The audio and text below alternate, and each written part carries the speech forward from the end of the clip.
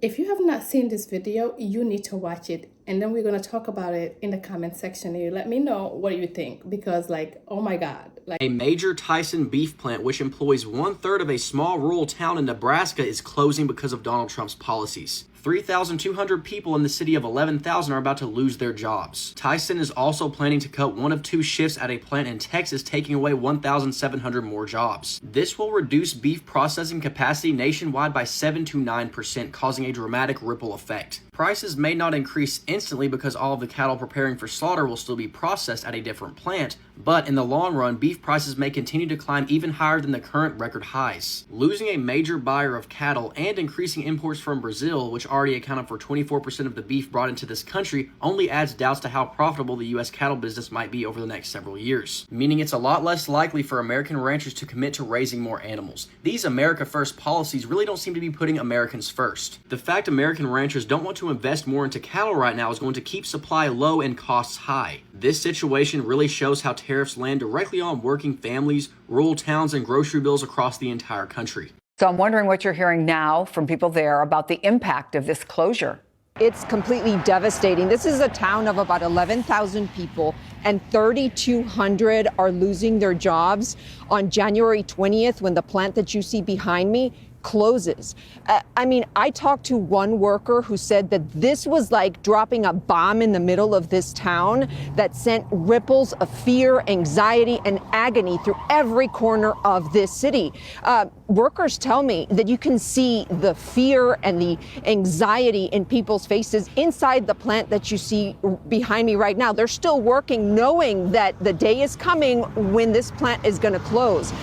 That same deep sorrow can be seen inside the schools. I talked to a student who says that children are holding back their emotions because they know that their friends are going to be leaving. I talked to a business owner who says that people go into her shop sobbing and saying that they will not buy anything other than what's extremely necessary. There is no homeless shelter in this city, but I talked to the director of one shelter in a nearby town who says that this is a catastrophe and he's preparing for a spike in homelessness and also a spike in hunger. I could go on, but I want you to hear some of the people from this town in their own voices. Take a listen. I feel really, frustrated, scared, and I feel more for a lot of old people, because a lot of old people were there and need this job. Me da tristeza. Me da tristeza porque nos vamos todos.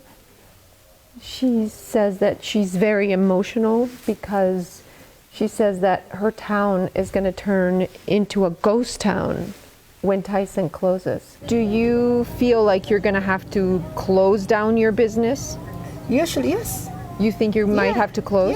Yeah. What I'm supposed to do? Who pay my bills? Who pay my rent? So why is this happening? We asked that question to Tyson. They say that they are right-sizing. Now, if you're at home and you're wondering if the price of beef at the grocery store is going to increase because of what's happening here in Lexington, Chris, I talked to an economist today, and he says that no, that is not the case. Because they were heartbroken. They don't want to go anywhere. This is their home.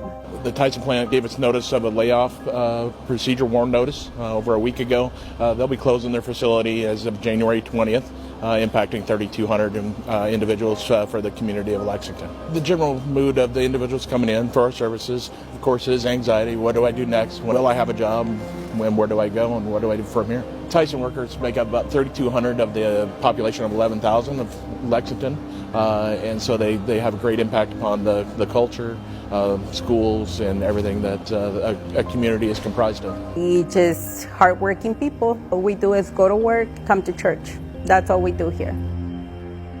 These plants have been underutilized, and we have a shortage of cattle out there in the U.S., and because of that, very vulnerable that somebody might shut down. We have a very strong community in Lexington that really is close-knit and very accepting of the packing industry as well as all industries.